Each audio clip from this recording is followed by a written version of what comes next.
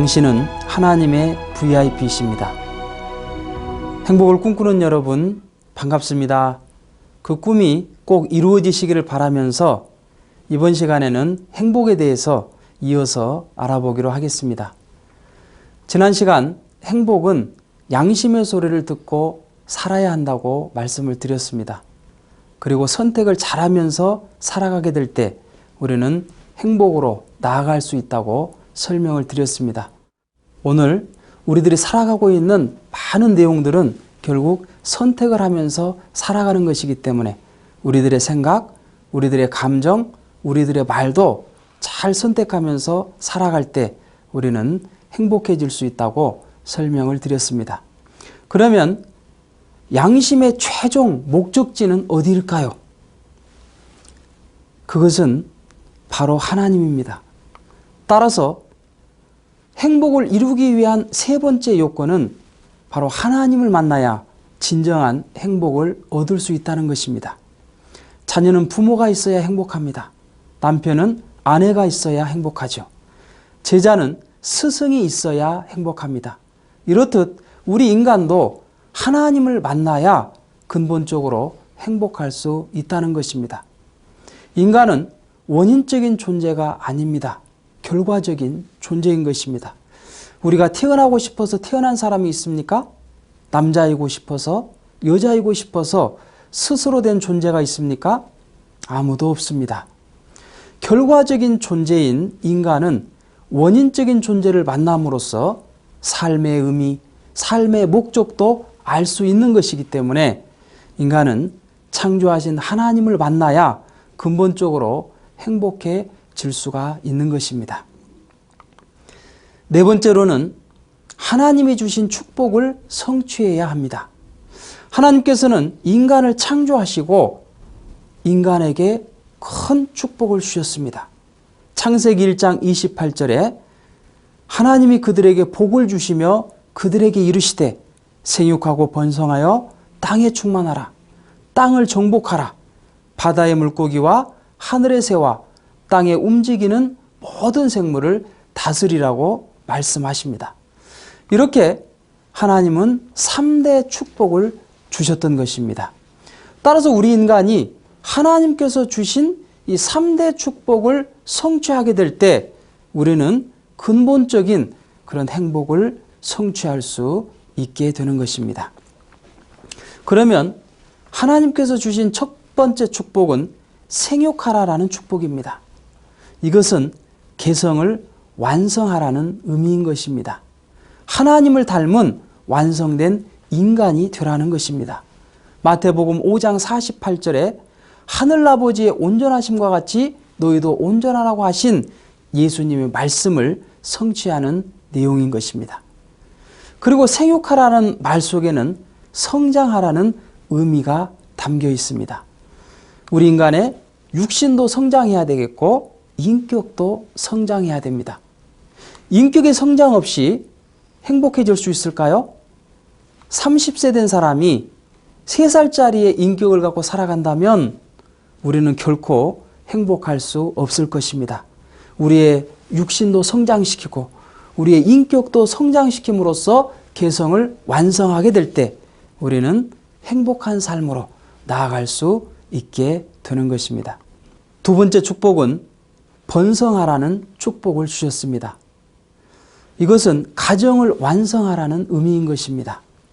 하나님을 중심하고 아담과 해와가 서로 참사랑으로 하나 되어서 자녀를 낳으면 그 자녀를 중심하고 선의 가정을 이루게 됨으로써 그 가정은 사회, 국가, 세계로 확대되는 것입니다. 그런데 가정 안에만 있는 아주 고귀하고 특별한 사랑이 있습니다. 그것이 무엇일까요? 바로 부모의 사랑, 부부의 사랑, 형제 자매의 사랑, 자녀의 사랑인 것입니다. 이런 4대 사랑이 결집되어 있는 것이 가정이기 때문에 사람들은 가정을 귀하게 생각하고 고향을 그리워합니다. 부모의 사랑을 받지 못하고 살아가는 자녀라면 얼마나 불행하겠습니까? 따라서 가정이란 천국의 기본단이요 천국의 모델이 되는 것입니다. 그렇기 때문에 우리가 가정을 통해서 이 4대 사랑을 채워가면서 살아가게 될 때 우리는 창조 본연의 기쁨을 느끼며 살아갈 수 있게 되는 것이죠. 세 번째 축복은 만물을 다스리라는 축복을 주셨습니다. 하나님을 중심하고 개성을 완성하고 가정을 완성한 인간이 만물을 사랑으로 주관하게 되면 만물도 우리 인간한테 아름다운 요소로 축복된 물질로서 보답을 하게 되는 것입니다. 그런 세계가 이상세계요 지상천국인 것입니다. 우리 인간이 지상천국에서 살다가 죽으면 천상천국으로 가게 되어 있는 것이죠.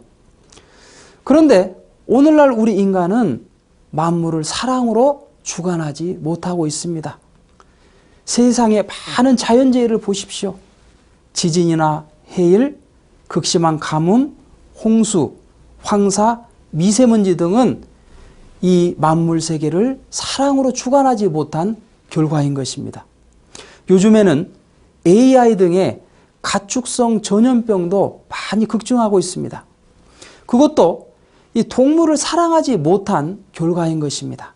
조그마한 우리 안에 가둬놓고 움직일 수도 없는 공간에서 사료만 준다고 생각해 보십시오.